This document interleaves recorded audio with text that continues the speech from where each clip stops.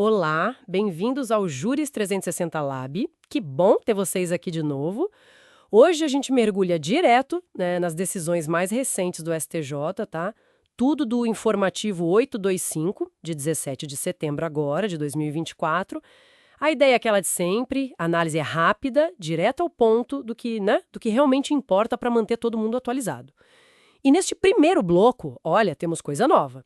Duas súmulas fresquinhas, a 672 e a 673, e mais três temas repetitivos quentes. Isso aí. O 1226 sobre Stock Options, que sempre gera dúvida. Pois é. E o 1188, sobre prova para aposentadoria, e o 1240, de tributário. Vamos lá. Começando então pela súmula 672. É nova, né? Diz que mudar a classificação legal da conduta no meio de um PAD não anula o processo. É isso. Exatamente. O foco ficou na defesa. Se os fatos estavam claros desde o início e o servidor pôde se defender sobre aqueles fatos, mudar a tipificação legal depois, tipo o artigo da lei, não invalida tudo. Entendi. Prevalece a descrição dos fatos e o direito de defesa, então. Isso. Garante mais, digamos, estabilidade para o processo disciplinar, né? Segurança para a administração e para o servidor também. Certo. Agora, a outra nova, súmula 673. Essa é sobre execução de anuidade de conselho de classe. O que ela traz de essencial? Bom, ela basicamente reforça o óbvio, mas que precisava ser sumulado. O devido processo legal administrativo. Certo. Para executar a dívida, o Conselho tem que provar que notificou direitinho o devedor, ou se teve recurso administrativo, que esse recurso foi até o fim, sabe? Esgotou as instâncias lá dentro. Ah, então não basta só mandar para execução fiscal direto. Não mesmo. Tem que constituir o crédito de forma válida primeiro, lá na esfera administrativa. Isso é crucial. Ok, claríssimo. Agora vamos para aquele tema que você mencionou, Stock Options, tema 1226. Muita gente quer entender isso. Natureza jurídica e imposto de renda, como ficou? Pois é, esse é um ponto-chave. O STJ consolidou que a natureza é predominantemente mercantil. Mercantil, tipo compra e venda. Exato. Ligado ao direito societário, sabe? Compra e venda de ações. Não é salário, não é remuneração pelo trabalho. E o imposto de renda? Incide quando a pessoa exerce a opção, compra a ação mais barata? Então, aí que está o ponto central da decisão. Não incide nesse momento. Mesmo que a pessoa compre a ação por um valor, digamos, abaixo do mercado. Ué, mas por quê? Não teve uma vantagem aí? A lógica do STJ, baseada no Código Tributário, é que nesse momento da compra, ainda não existe um acréscimo patrimonial disponível. A pessoa gastou dinheiro para comprar, né? O ganho só vai existir e aí sim ser tributado lá na frente. Quando vender as ações? Isso. Se vender com lucro, aí sim paga o imposto de renda sobre o ganho de capital. Considerar aquela diferença inicial já como renda seria uma presunção e a lei tributária não permite isso sem previsão expressa. Legalidade estrita, né? Entendi. Traz uma segurança jurídica importante, imagino. Sem dúvida. Para as empresas que oferecem os planos e para os funcionários que recebem. Legal. Mudando de assunto agora para o previdenciário. Tema 1188. Aquela história da sentença trabalhista que homologa acordo. Ela serve como prova para aposentadoria? Olha, a resposta é um grande depende. Hum. O STJ disse que, sozinha, essa sentença homologatória de acordo não serve como prova plena do tempo de serviço. Ela pode ser, no máximo, o início de prova material. Início de prova, mas precisa de mais o quê? Precisa ser complementada por outras provas da época, sabe? Documentos contemporâneos aos fatos que estão sendo alegados que confirmem aquele tempo de serviço. E essas provas ou já estavam no processo trabalhista ou precisam ser trazidas no processo previdenciário. Ah, então só o acordo homologado sem nenhuma outra prova junto não adianta para o INSS. Geralmente não. A não ser em situações muito raras, tipo caso fortuito, força maior, que impeçam a pessoa de ter outras provas. Mas a regra é, precisa de mais elementos.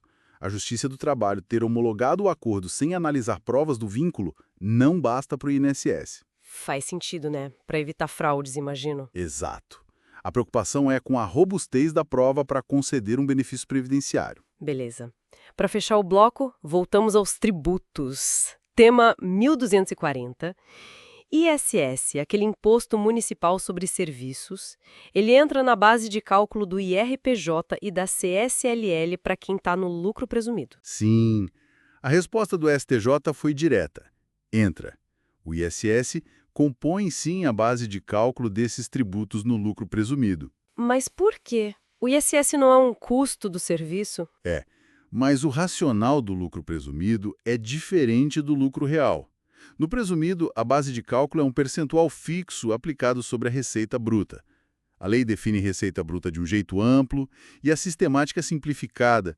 Não permite ficar deduzindo tudo que nem no lucro real. Ah, então a ideia é que, na simplificação do presumido, a receita bruta inclui tudo, até o imposto que está embutido nela. Basicamente isso.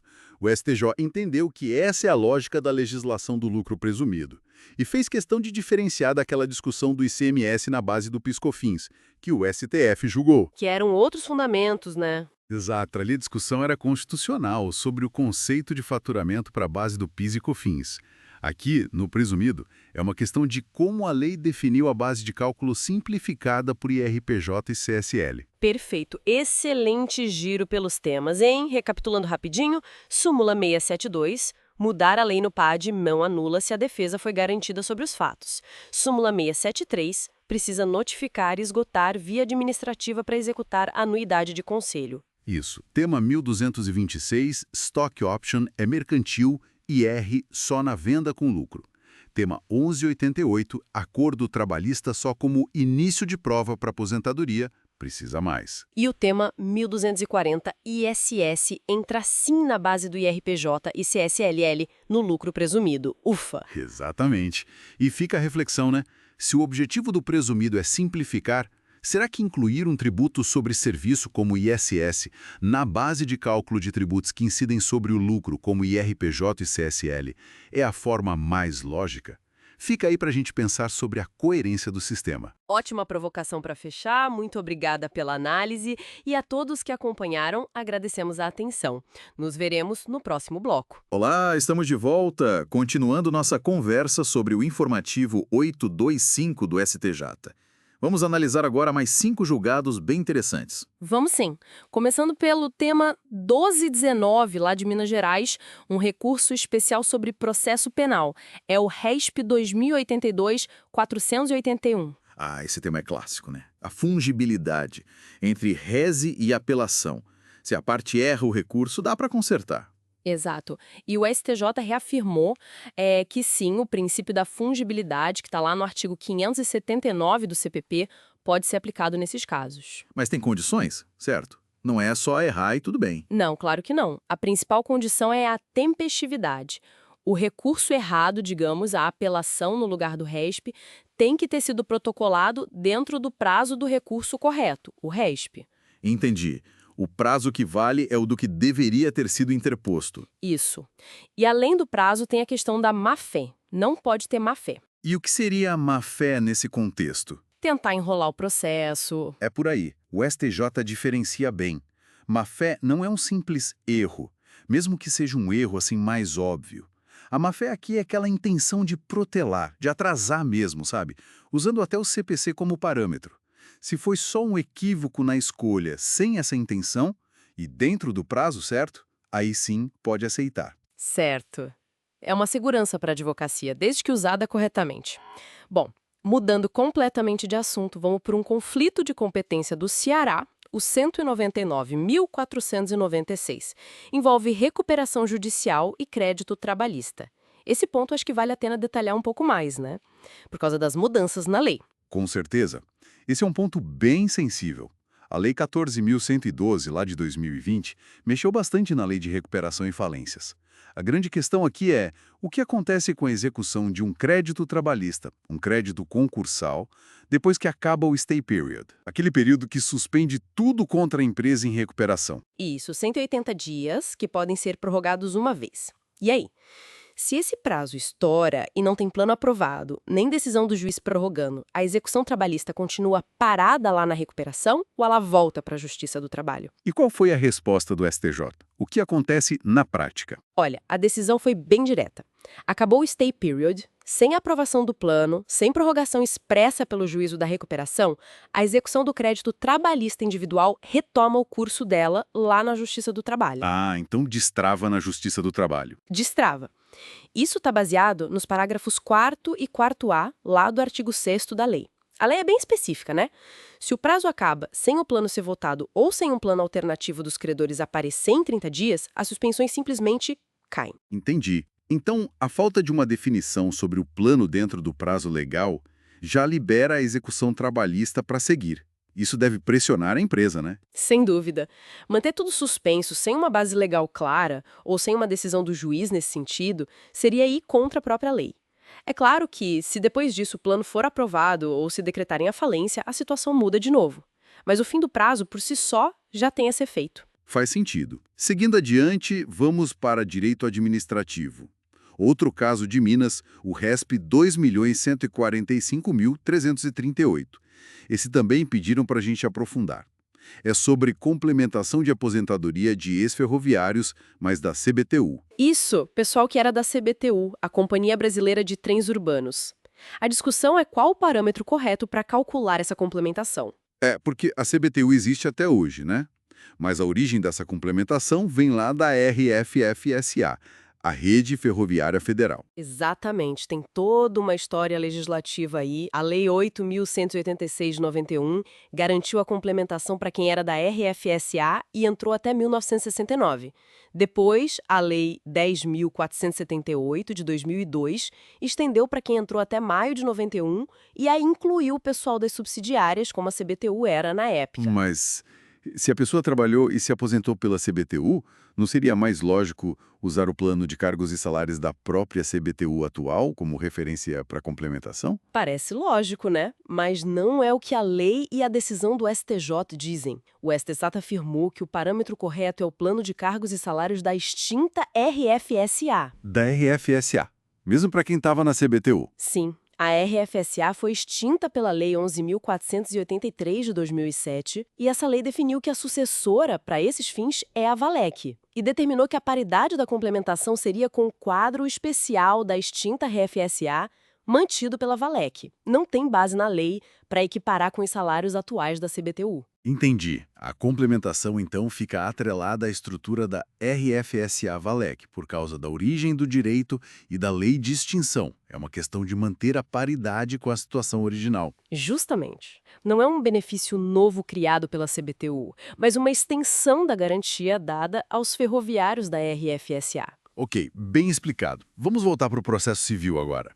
RESP 196888, do Rio Grande do Sul. Medidas executivas atípicas. Isso. Especificamente, a inscrição do nome do devedor no Serajude, por ordem judicial, e o uso da CNB, a Central Nacional de Indisponibilidade de Bens. São ferramentas para forçar o pagamento. E o STJ disse que podem ser usadas? Confirmou que sim, são válidas. Podem ser usadas para tentar dar efetividade à execução. Mas imaginam que não seja de qualquer jeito, né? Deve ter limite. Com certeza, a palavra-chave é proporcionalidade, razoabilidade. Tem que analisar o caso concreto. O STJ segue a linha do STF lá da ADI 5.941. E quais seriam os requisitos? Bom, primeiro, tem que ser uma medida subsidiária, ou seja, tentar outras coisas antes, como a penhora online. Precisa ter indícios de que o devedor tem patrimônio, mas está escondendo ou dificultando. A decisão do juiz tem que ser bem fundamentada e, claro, tem que ouvir o devedor, garantir o contraditório. Certo. E 2 detalhes interessantes que o STJ apontou. Para pedir a inclusão no Serasa-Ajude pela via judicial, não precisa provar que tentou extrajudicialmente e o Serasa recusou. E sobre a CNB, a indisponibilidade de bens, o ônus de provar que ela é excessiva, desproporcional, é do próprio devedor, do executado. Entendi. São instrumentos fortes, mas que exigem cautela do juiz. Para fechar este bloco, mais uma de processo civil bem prática. Embargos de declaração no agravo interno. Enfim, o ARESP 2433-838 de São Paulo. A questão é, o carimbo de protocolo do recurso está ilegível. Como fica a prova da data? Pois é, uma situação que acontece. O carimbo fica borrado, ilegível, e aí não dá para saber se o recurso foi protocolado no prazo. O que fazer? E aí? Perdeu o recurso? Não necessariamente. O STJ disse que, se o carimbo está ilegível, a parte pode usar outros meios para provar que protocolou no prazo. Uma certidão do cartório do tribunal de origem, por exemplo. Ah, ok. Mas essa prova tem que ser feita quando? Já na hora de recorrer, prevendo que o carimbo pode ficar ruim? Não, aí que está o ponto da decisão. A prova pode ser feita depois, especificamente na primeira oportunidade que a parte tiver para falar nos autos depois que a questão da elegibilidade for levantada. Como assim? Por exemplo, o tribunal não conhece o recurso dizendo intempestivo porque o carimbo está ilegível. Aí, no recurso seguinte, tipo um agravo interno contra essa decisão, a parte junta a certidão comprovando a data correta. Ah, entendi. Porque a elegibilidade pode nem ser culpa da parte, pode acontecer na digitalização, né? Exatamente. Pode ser um vício que surgiu depois, então a parte tem que ter a chance de demonstrar que fez tudo certo, no prazo. É uma decisão bem pragmática. Faz todo sentido. Bom, com isso cobrimos mais 5 julgados importantes do informativo 825. Foi uma boa análise. Com certeza. E olha, nos veremos no próximo bloco. Curtiu? Deixe like e inscreva-se. Olá, estamos de volta continuando nossa conversa sobre o informativo 825 do STJ. Agora a gente vai olhar mais de perto os 5 julgados, tá? Das terceira e quarta turma. Vamos focar no que realmente importa ali. Vamos nessa. Olha, para começar tem um RESP do Rio, o 2121497. Direito autoral. Fiquei pensando aqui, usar letra de música em camiseta, sabe? Sem autorização. Isso aí dá problema mesmo. Viola o direito do autor. Viola, sim, com certeza. A terceira turma, ela entendeu que quando você pega um trecho que vai além de só fazer uma referência, sabe, e reproduz a letra para vender camiseta com um fim comercial claro, já é apropriação indevida. A nossa lei de direitos autorais, né, lá nos artigos 28 e 29, ela é bem direta. Precisa de autorização prévia. Expressa. Aham. E tem um ponto importante sobre a indenização por dano material nesse caso. Ela tem que ter um duplo caráter. Duplo caráter? Como assim? Explica melhor. Então, não é só para compensar o prejuízo do autor, né? O lado compensatório. Tem também que ter uma função de punir mesmo, sabe? Sancionatória. A ideia é desestimular que façam de novo, que a infração não vale a pena financeiramente. Não fica só no lucro que o infrator teve, entende? Entendi. Então não é só pagar o que ganhou com aquilo. Tem uma punição envolvida para inibir mesmo. Importante isso para quem cria e vende, né? Exatamente. Bom, mudando um pouco o foco, mas ainda na terceira turma, vamos para São Paulo. RESP 2.095.584. Aqui a coisa envolve seguro de vida e uma situação bem específica, né? Como oriência, aquela morte simultânea do segurado e de um herdeiro, e sem definir beneficiário no contrato.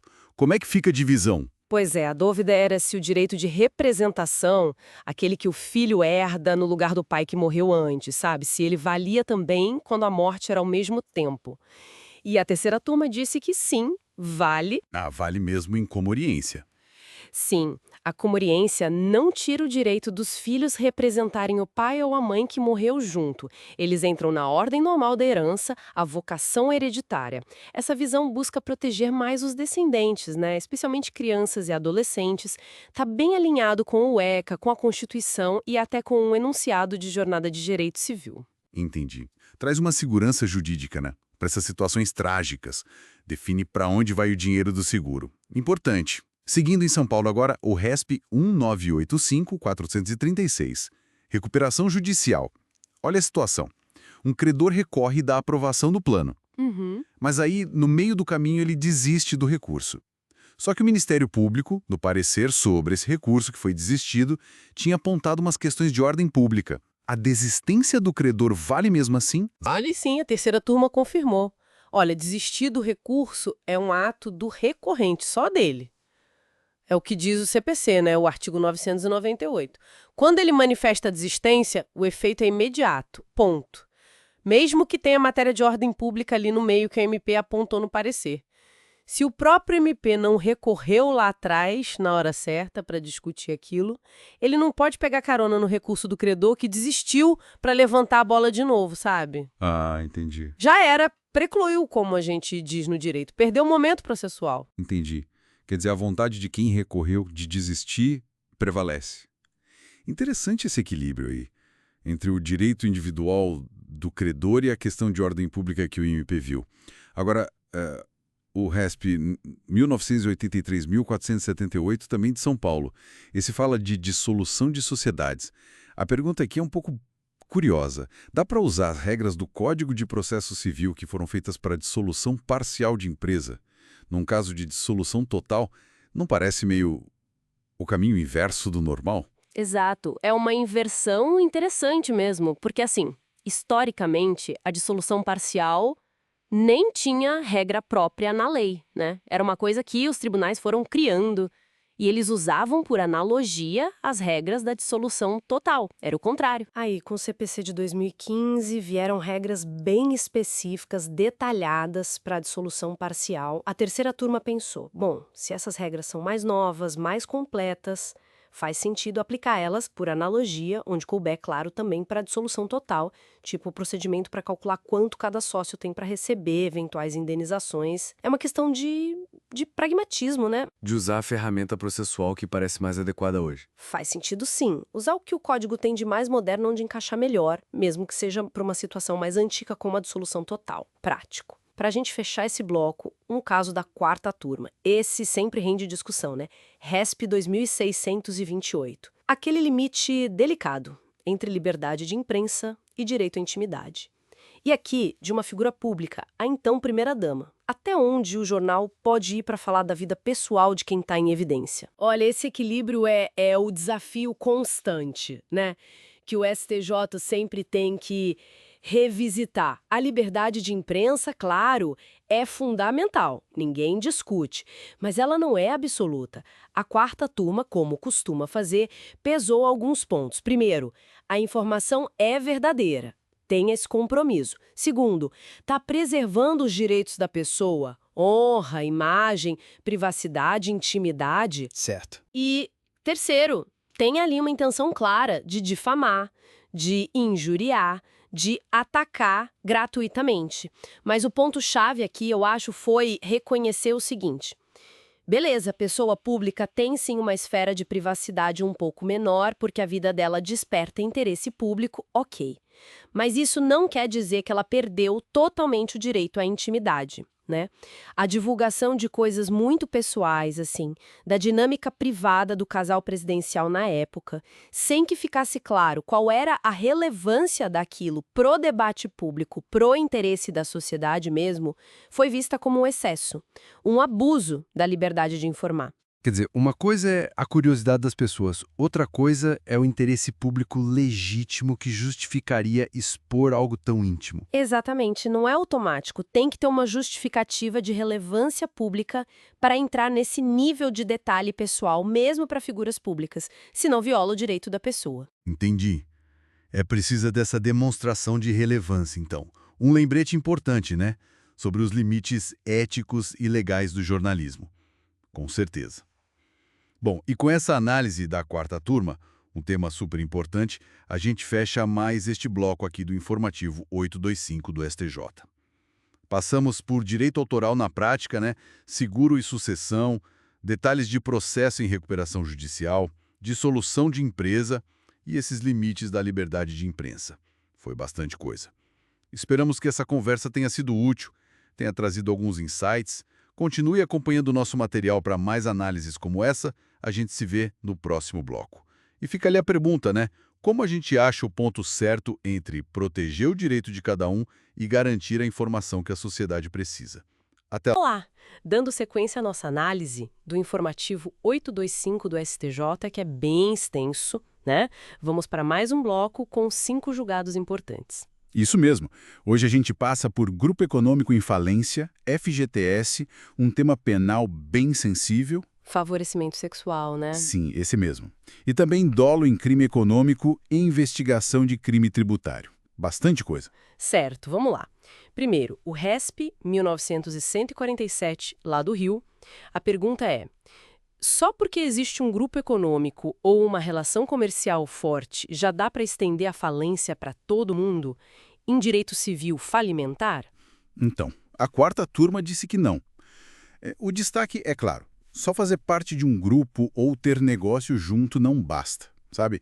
Tem que aplicar o artigo 50 do Código Civil. Que exige o quê, exatamente? Prova de abuso da personalidade jurídica. Ou seja, desvio de finalidade ou confusão patrimonial.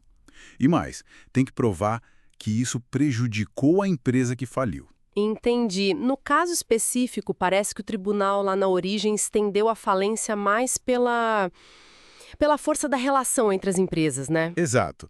Quase como se fosse uma sociedade, mas sem provar, assim, concretamente, que houve desvio de dinheiro ou mistura de caixa que quebrou a falida.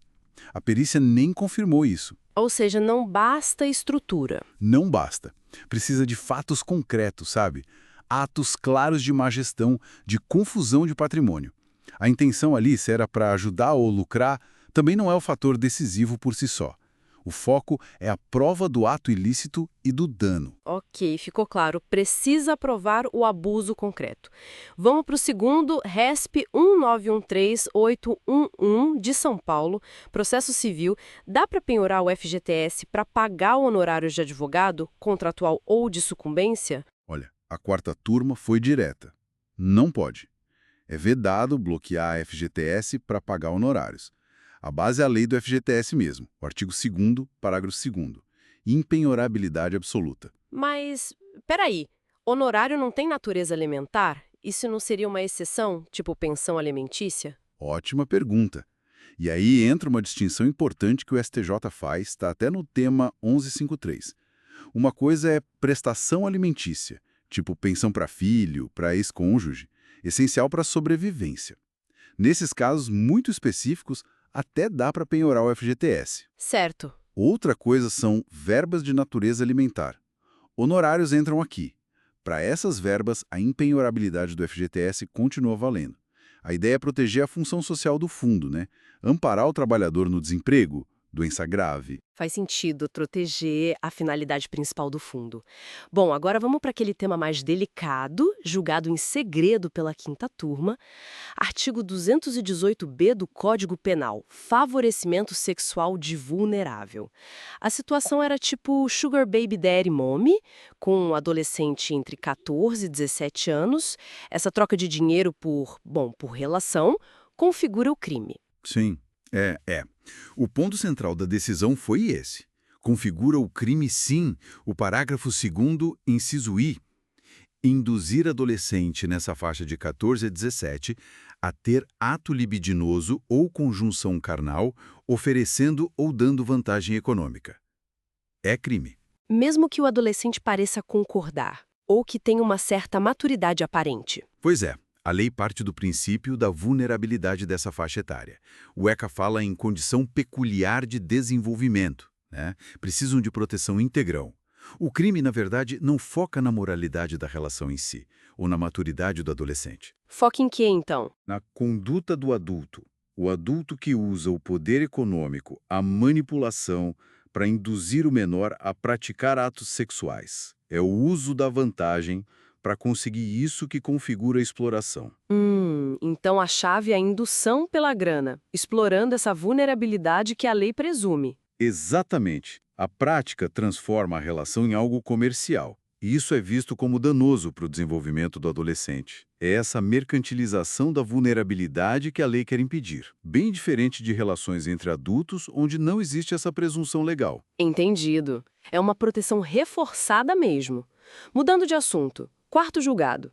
ARG no ARSP 2349-885, da Bahia. Crime contra a ordem econômica. A famosa bomba baixa. Vender menos combustível do que está marcando. Lei 8.176.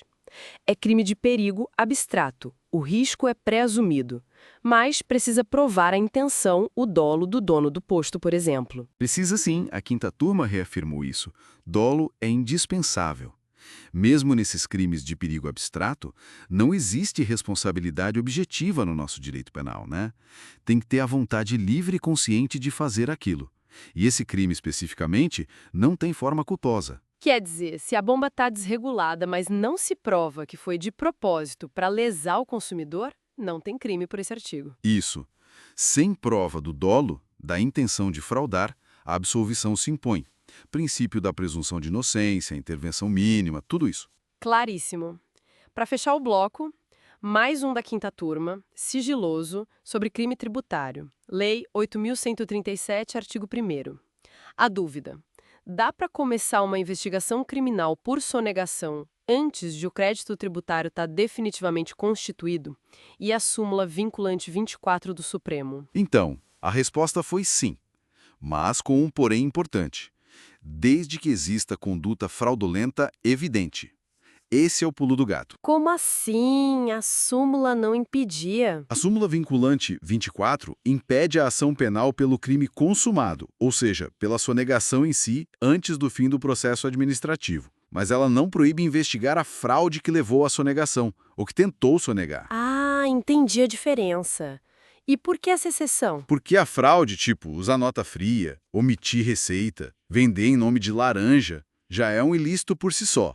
É o desvalor da conduta. E muitas vezes é essa fraude que impede o fisco de conseguir lançar o tributo corretamente. Nesses casos, STF e STJ concordam que a investigação pode começar antes, para apurar justamente essa fraude. Interessante essa flexibilização da súmula quando tem fraude no meio. Bom, cobrimos bastante terreno hoje, hein? Decisões com muitas nuances. Sem dúvida. E pensando nesses casos, principalmente o do adolescente e o do crime tributário, fica uma reflexão, né?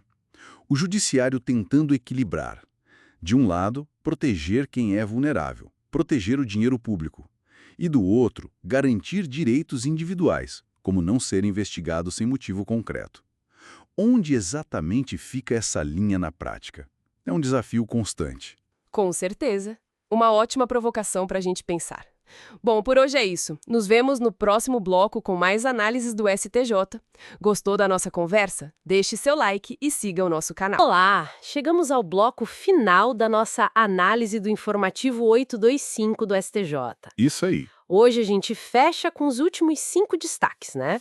São 2 julgados da sexta turma e mais 3 temas que foram afetados para repetitivo. Exato. Os temas 1280, 1281 e 1282. A ideia é, como sempre, destrinchar o essencial dessas decisões, certo? Com certeza.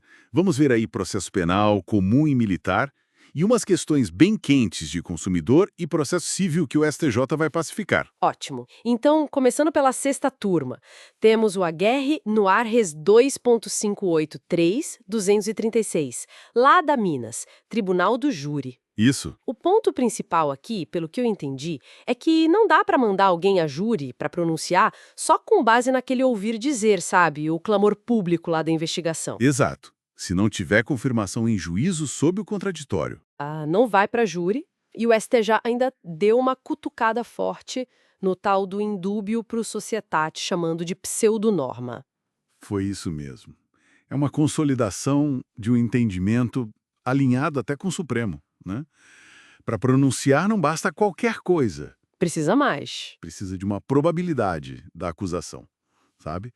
E baseada em prova judicializada, artigo 155 do CPP 413 e 414, tem que ter um lastro probatório mais firme. Entendi.